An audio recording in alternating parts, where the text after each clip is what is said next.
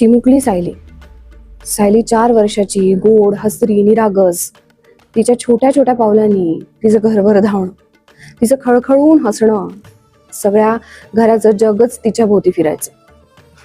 आई तिला रोज केसात 2 वेण्या घालायची आणि ती ही आरशाकडे स्वतःकडे बघून हसायची.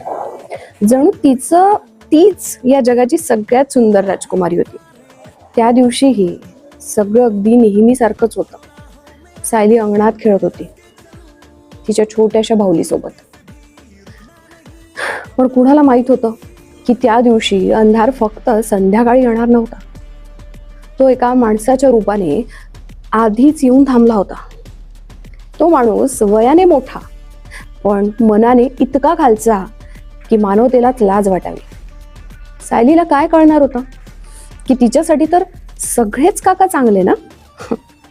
आणि मग एक क्षण आला ज्याने सगळं काही बदलून टाकलं. सायलीचा आवाज थांबला, तिचं हसणं कायमचं हरवलं. घरात जेव्हाही बातमी पोहोचली तेव्हा जणू वेळच थांबला. आईचा ओरडून ओरडून रडण्याचा आवाज संपूर्ण परिसर हादरवून गेला.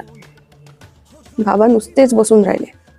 डोळ्यात अश्रू नव्हते, कारण दुःख इतकं मोठं होतं की अश्रूही अपुरे पडले. सायलीचं छोटंसं घर, तिची बाहुली, तिचे रंगीत कपडे, सगळं तसंच होतं. फक्त सायली नव्हती.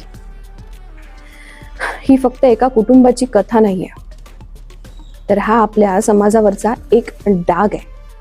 प्रश्न फक्त त्या एका नराधमाचा नाही.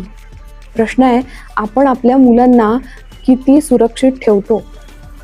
सायली परत येणार नाही, पण तिच्यासारख्या हजारो सायली अजूनही आहेत ज्यांना आपल्या संरक्षणाची गरज आहे. ही कथा इथे संपत नाही. ती प्रत्येक वेळी सुरू होते जेव्हा आपण गप्प बसतो.